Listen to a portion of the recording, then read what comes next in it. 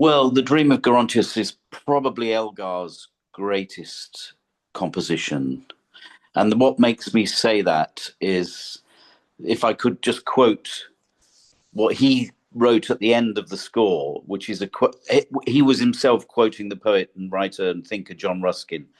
He wrote, "This is the best of me. For the rest, I ate and drank and slept, loved and hated like another. My life was as the vapor and is not. But this I saw and knew. This, if anything of mine, is worth your memory." So Elgar was a composer full of self-doubt, and as are we all as human beings. But as a composer, you're a very public figure. Your expressions are given out for everyone to hear, see, consume, and think what they will of them. But if he thought The Dream of Gerontius was his greatest offering, certainly up to that point, this was written in 1900. He died in 1934. So he still had a few things to write. I'm not sure if it is an oratorio. It's a work for three soloists, tenor, Gerontius, and a mezzo soprano, and a baritone, bass baritone, and orchestra and chorus. It's in two parts. It's a very, very dramatic and vivid portrayal of a man, Gerontius's journey to death. It may sound pretty grim and miserable, but let's be honest, it comes to us all. And there's something, the way Elgar sets this work, the way he deals with this subject is so incredibly moving and uplifting that every time I perform it, and it will be, I've done it quite a number of times, including a few times with the choral. It's just an experience that is unlike anything else. It prepares us for that final journey in the most moving and profound and exquisite way.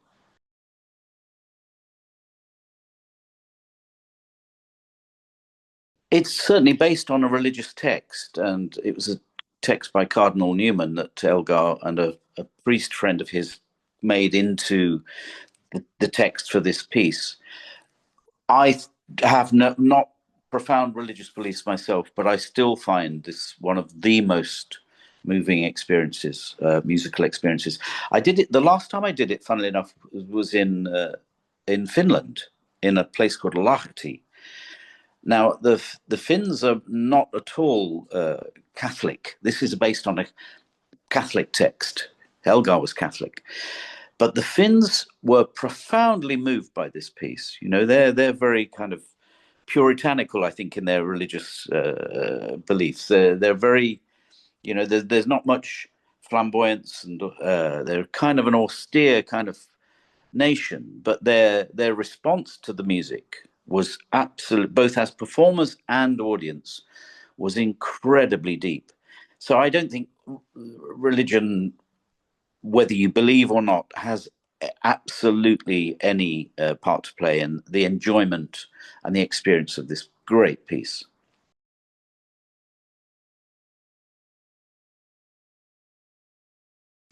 So an oratorio, which this as a musical form dates back centuries to the time of Bach and before. It is usually a religious text. There's the St Matthew Passion, the St John Passion from Bach, and they tell the stories from the Bible always with soloists, choruses, and accompanying orchestra. And what that allows the composer to do, and what Elgar does probably better than most, is present an incredibly dramatic and vivid story.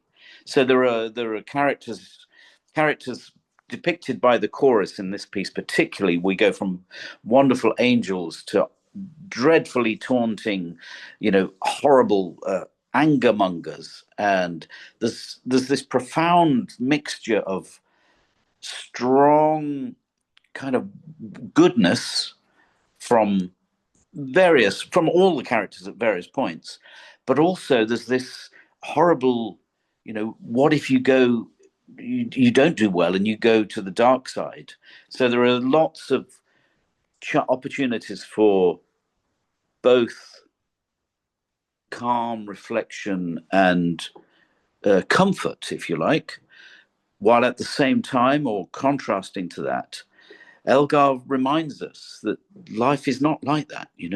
And I guess perhaps that's something we all have to accept. There's this real mixture of emotions in our existences, and somehow, as he says, he encapsulates this in the best way he possibly could in this piece.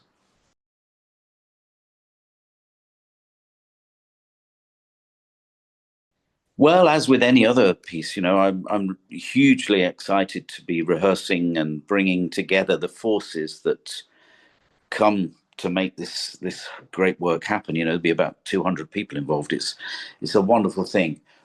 I have the obvious privilege of having done the piece, I think it's 8 or 9 times already in my conducting life. So it's a piece that's really in my bones.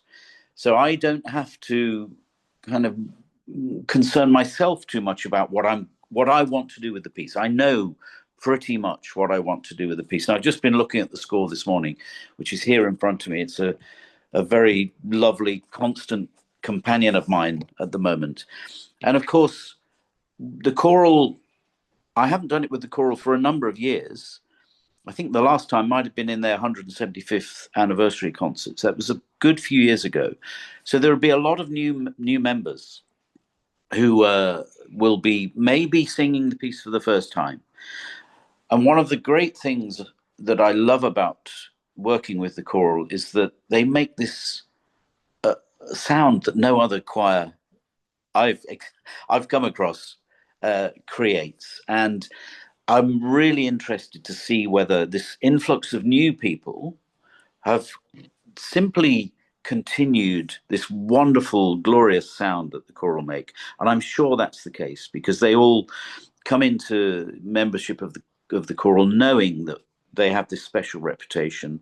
And Greg Batsleer will be working on the quality of the sound that they produce, in order that what we produce in the concert and the subsequent recording that will be released of this performance will be something for everyone to savor.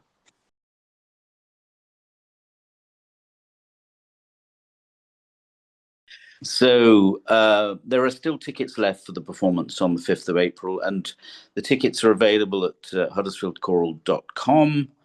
Everything nowadays is online, which for me is a bit of a shame, but that's the way the world is going. But Elgar will never go online. Elgar will always be best experienced live. So please come along and join us for what's, I'm sure, is going to be a very, very special performance.